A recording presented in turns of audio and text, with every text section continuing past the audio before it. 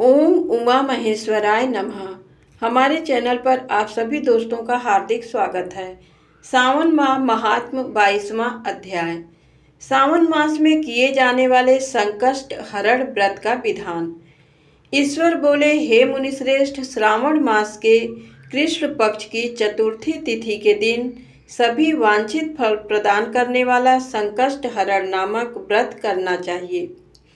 सनत कुमार बोले, किस विधि से ये व्रत किया जाता है? इस व्रत में क्या करना चाहिए?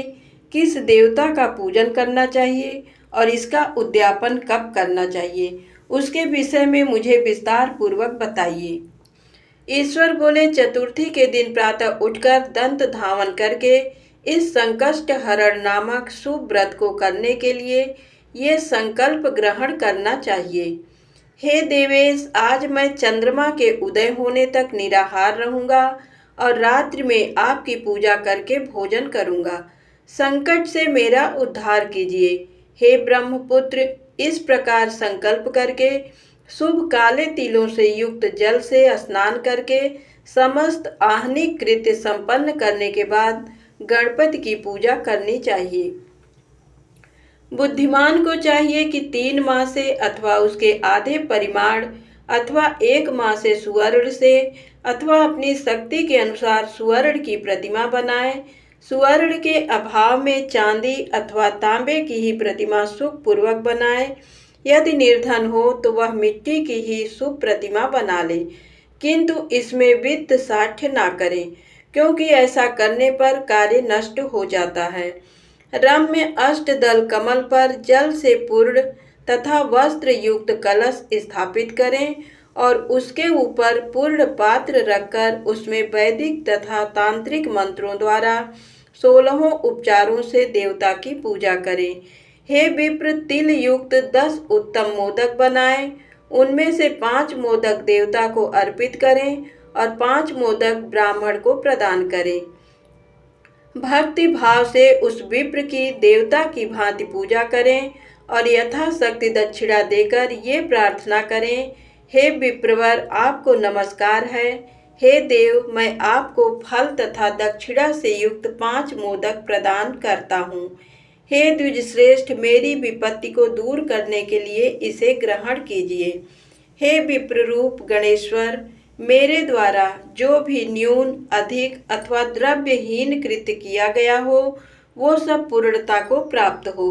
इसके बाद स्वादिष्ट अन्न से ब्राह्मणों को प्रसन्नता पूर्वक भोजन कराएं। उसके बाद चंद्रमा को अर्घ्य प्रदान करें। उसका मंत्र इस प्रकार है, हे क्षीर सागर से प्रादुर्भूत, हे सुधारूप, हे निशाकर, हे गणेश की प्रीति को बढ़ाने वाले, मेरे द्वारा दिए गए अर्घ्य को ग्रहण कीजिए। इस विधान के करने पर गणेश्वर प्रसन्न होते हैं और वांछित फल प्रदान करते हैं। अतः इस व्रत को अवश्य करना चाहिए। इस व्रत का अनुष्ठान करने से विद्यार्थी विद्या प्राप्त करता है, धन चाहने वाला धन पा जाता है, पुत्र की अभिलाषा रखने वाला पुत्र प्राप्त करता है, मोक्ष चाहने वाला उत्तम गति प्राप्त करता है, कार्य की सिद्धि चाहने वाले को कार्य सिद्ध हो जाता है और रोगी रोग से मुक्त हो जाता है। विपत्तियों में पड़े हुए व्याकुल चित्त वाले, चिंता से ग्रस्त मन वाले तथा जिन्हें अपने सुहृदजनों का वियोग हो गया हो, उन मनुष्यों का दुख दूर हो जाता है। ये व्रत मनुष्यों के सभी कष्टों का निवारण करने वाला, उन्हें सभी अभिष्ट फल प्रदान करने वाला, पुत्र पौत्र आदि देने वाला तथा सभी प्रकार की संपत्ति प्रदान करने वाला है।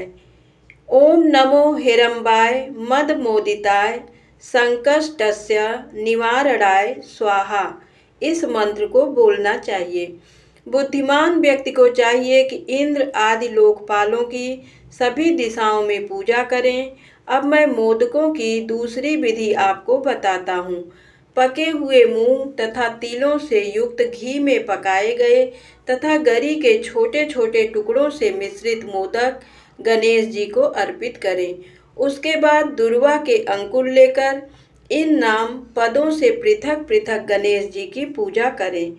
उन नामों का सुनिए, हे गणाधिप, हे उमापुत्र, हे अघनासन, हे एकदंत, हे इभवक्त्र, हे मूषक वाहन, हे विनायक, हे ईशपुत्र, हे सर्व सिद्धि प्रदायक, हे विघ्नराज, हे स्कंदगरो, हे सर्व संकष्ट नाशन, हे लंबोदर, हे गणाध्यक्ष, हे गौर्यागमल संभव, हे धूमकेतु, हे भालचंद्र, हे सिंदूरासुरमर्दन, हे विद्यानिधान, हे विकट, हे शूर्पकर्ण, आपको नमस्कार है।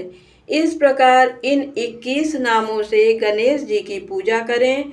उसके बाद भक्ति से नम्र होकर प्रसन्न बुद्धि से गणेश देवता से इस प्रकार प्रार्थना करें। हे विघ्नराज, आपको नमस्कार है। हे उमापुत्र, हे अघनासन, जिस उद्देश्य से मैंने यथाशक्ति आज आपका पूजन किया है, उससे प्रसन्न होकर शीघ्र ही मेरे हृदय स्थित मनोरथों को पूर्ण कीजिए। हे प्रभु, मेरे समक्ष उपस्थित विविध प्रकार के समस्त विघ्नों का नाश कीजिए। मैं यहाँ सभी कार्य आपकी ही कृपा से करता हूँ। मेरे शत्रुओं की बुद्धि का नाश कीजिए तथा मित्रों की उन्नति कीजिए। उसके बाद 108 आहुति देकर होम करें। उसके बाद व्रत की संपूर्णता के लिए मोदकों का वायन प्रदान करें। उस समय ये कहें, गणेश जी की प्रसन्नता के लिए मैं 7 लड्डुओं तथा 7 मोदकों का वायन फल सहित ब्राह्मण को प्रदान करता हूँ। तदनंतर हे सत्तम, पुण्यदायिनी कथा सुनकर इस मंत्र के द्वारा 5 बार प्रयत्न पूर्वक चंद्रमा को अर्घ्य प्रदान करें। क्षीरोदारणव संभूत अत्रिगोत्र समुद्भव गृहाणारघ्यम मया दत्तम रोहिण्या सहितः शशिन। क्षीर सागर से उत्पन्न तथा अत्रि गोत्र में उत्पन्न हे चंद्र, रोहिणी सहित आप मेरे द्वारा प्रदत्त अर्घ्य को स्वीकार कीजिए। उसके बाद अपने अपराध के लिए देवता से क्षमा प्रार्थना करें और अपने सामर्थ्य के अनुसार ब्राह्मणों को भोजन कराएं तथा ब्राह्मणों को जो अर्पित किया हो उसके अवशिष्ट भोजन को स्वयं ग्रहण करें। मौन होकर 7 ग्रास ग्रहण करें और अशक्त हो तो इच्छानुसार भोजन ग्रहण करें। इसी प्रकार 3 मास अथवा 4 मास तक विधान पूर्वक इस व्रत को करें।